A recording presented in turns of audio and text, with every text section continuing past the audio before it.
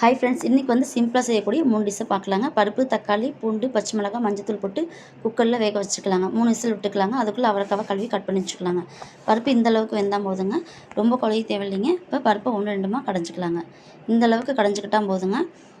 இப்போ பருப்பு தண்ணி இருக்குது பார்த்திங்களா, அதில் வந்து கொஞ்சமாக புளி தண்ணி ஊற்றிக்கலாங்க. பருப்பு தண்ணி புளி தண்ணி ஒன்றா கலந்து வச்சுக்கலாங்க.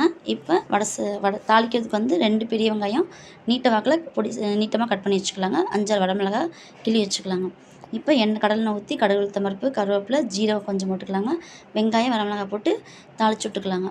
வெங்காயம் வந்து ரொம்ப வணங்கக்கூடாதுங்க. இதுக்கு பெரிய வெங்காயம் போட்டால் தான் டேஸ்ட் சூப்பராக இருக்குங்க. இப்போ பருப்பு கடைஞ்சி வச்சுருக்கோம், அதை ஊற்றிக்கலாங்க.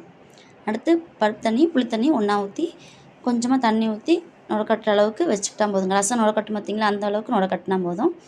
நுரக்கட்டினதுக்கப்புறம் பெருங்காயத்தூளும் கொத்தமல்லி தலையும் போட்டு இறக்கிக்கலாங்க.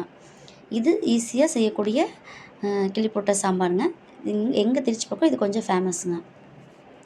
இப்போ எப்படி இருக்குதுன்னு தெரியலைங்க. நாங்களாம் 15 வயசு எங்களுக்கு இருக்கும்போது இந்த சாம்பார்லாம் கொஞ்சம் ஃபேமஸாக இருந்ததுங்க. டேஸ்ட்டு சூப்பராக இருக்கும். இதுக்கு சிக்கன் கிரேவி, முட்டை ஆம்லேட்டு, அப்பளம், ஊறுகாய் எந்த டிஷ்ஷுனாலும் தொட்டு சாப்பிட்டுக்கலாங்க. இப்போ நான் அதுக்கு அவரைக்காய் வறுக்கிறேங்க. எண்ணெய் ஊற்றி கடுகு, உளுத்தம் பருப்பு, கருவேப்பிலை, வெங்காயம் போட்டு வெங்காயம் நல்லா வணங்கினதுக்கப்புறமா அவரைக்காய் போட்டு வணக்கிக்கலாங்க. இப்போ மஞ்சத்தூள், மிளகாத்தூள், உப்பு போட்டு வேக வச்சுக்கலாங்க. தேவையான அளவுக்கு தண்ணி ஊற்றிக்கலாங்க. இந்த கிள்ளிப்போட்ட சாம்பாருக்கு இந்த அவரைக்காய் டேஸ்ட்டு சூப்பராக இருக்குங்க. அவரைக்காய் வெந்துருச்சுங்க. அதுக்குள்ளே தேங்காய் திருவி கொட்டிக்கலாங்க. இந்த அவரைக்காய் வணக்கிறதுக்குள்ளேயே நான் காலிஃப்ளவர் வந்து சுடு தண்ணியில் போட்டு கட் பண்ணி தனியாக எடுத்து வச்சுட்டேங்க. அதிலே காலிஃப்ளவர் பாதி கொஞ்சம் வெந்திருக்குங்க. இப்போ இது வந்து சிம்பிளாக செய்யக்கூடியது தாங்க. டேஸ்ட்டு சூப்பராக இருந்ததுங்க. ட்ரை பண்ணி பாருங்கள்.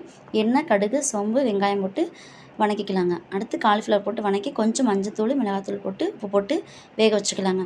இதுக்கு நீங்கள் சிக்கன் மசாலாவும் போட்டுக்கலாம், சிக்கன் பொடியும் போட்டுக்கலாம், கறி மசாலா பொடியும் போட்டுக்கலாங்க. இதுவே டேஸ்ட்டு சூப்பராக இருந்ததுங்க வெறும் மிளகாத்தூளில் செய்யும் போதே. இப்போ இந்தளவுக்கு வெந்துருச்சுங்க. தேங்காய் திருவி கொட்டி இறக்கி வச்சுருக்கேங்க.